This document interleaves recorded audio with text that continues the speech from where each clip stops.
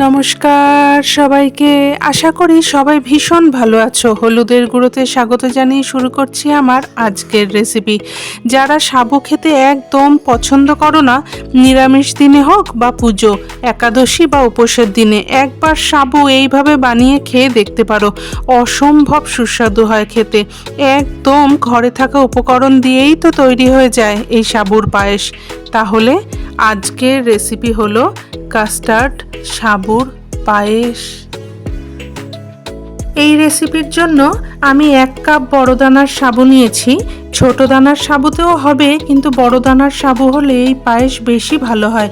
প্রথমে সাবু ভালো মতো 2-3 বার জল পাল্টে ধুয়ে 2 ঘন্টার জন্য ভিজিয়ে রেখে দেবো।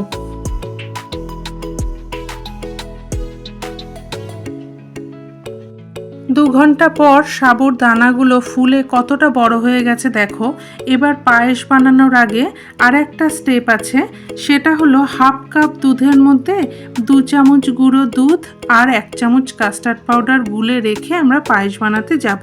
এখানে একটা কথা বলি, যদি কাস্টার্ড পাউডার হাতের কাছে না থাকে তাহলে কিন্তু চিন্তার কোনো ব্যাপার নেই, গুঁড়ো দুধের পরিমাণটা একটু বাড়িয়ে দিও, তাহলেই হবে। পায়েস বানানোর জন্য গ্যাসে একটা কড়াই বসিয়ে তাতে দিয়ে দিলাম 1 চামচ ভর্তি করে ঘি ভালো মতো গলে গেলে এখানে দেব কিছুটা করে কাজু বাদাম কুচি আর আমন্ড বাদাম কুচি। এখানে তোমরা একরকম বাদামেরও ব্যবহার করতে পারো। বাদামগুলোকে ঘিয়ে একটু ভেজে নিয়ে দিয়ে দেব এখানে দুধ এখানে আছে 500 ml। পায়েসের এই রেসিপিটা 500 ml দুধ হিসাব করেই কিন্তু সব কিছু নেওয়া হয়েছে। যদি তোমরা দুধের পরিমাণ কম বেশি করো তাহলে সেই মতো সব কিছু কিন্তু কম বেশি করে নেবে।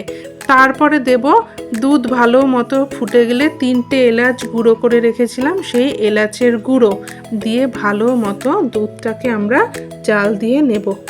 দুধ ভালো মতো ফুটে গেলে মিষ্টির স্বাদ অ্যাডজাস্ট করার জন্য এখানে দিয়ে দিলাম 1 চিমটে নুনটা কিন্তু সম্পূর্ণ অপশনাল, তবে আমি বলবো যে কোনো মিষ্টির রেসিপি বানাতে গেলে 1 চিমটে নুন দিলে কিন্তু এর স্বাদ বেড়ে যায়। তারপরে এখানে দিয়ে দিলাম ভেজানো সাবু দিয়ে ভালো মতো আমরা দুধটাকে ফুটিয়ে নেব। দুধ ভালো মতো ফুটে গেলে এখানে দিয়ে দেব চিনিটা কিন্তু তোমরা কে কিরকম মিষ্টি পছন্দ করো সেই মতোই দেবে। আমি এখানে দিয়ে দিলাম 3 টেবিল চামচ চিনি। সাবু দেওয়ার পরে দুধ আর বেশি ফোটাতে হবে না, ঘড়ি ধরে 2 মিনিট ফুটিয়ে নিয়ে আমরা দিয়ে দেব গুঁড়ো দুধ আর কাস্টার্ড পাউডার মেশানো দুধ। এই দুধের মিশ্রণটা দিয়ে অনবরত নেড়ে যেতে হবে, বেশিক্ষণ না, এই ঘড়ি ধরে 2 থেকে 3 মিনিট ফুটিয়ে নিলেই যথেষ্ট। দেখো ভালো মতো ফুটে গিয়ে পায়েস অনেকটাই ঘন হয়ে গেছে। এর থেকে বেশি আর ঘন করব না, কারণ ঠান্ডা হলে আরও ঘন হয়ে যাবে। এবার তোমাদের আমি একটা বোলের মধ্যে ঢেলে দেখাচ্ছি।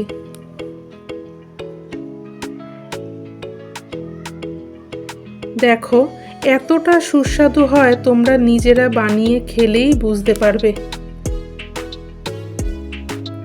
ঠান্ডা হলে আলাদা বোলের মধ্যে কিছুটা করে নাও আর ওপরে বাদাম কুচি আর কেশর দিয়ে পরিবেশন করো এই কাস্টার্ড সাবুর পায়েস। অতি অবশ্যই রেসিপিটা তোমরা বাড়িতে ট্রাই করো আর আমাকে জানিও কমেন্টের মাধ্যমে যে তোমাদের কেমন লাগলো। রান্নাগুলো ভালো লেগে থাকলে আমার চ্যানেলটিকে প্লিজ সাবস্ক্রাইব করে দিও। আজ তাহলে আসি, আবার আসবো নতুন একটা রেসিপি নিয়ে পরের ভিডিওতে। ভালো থেকো, সাবধানে থেকো, টাটা।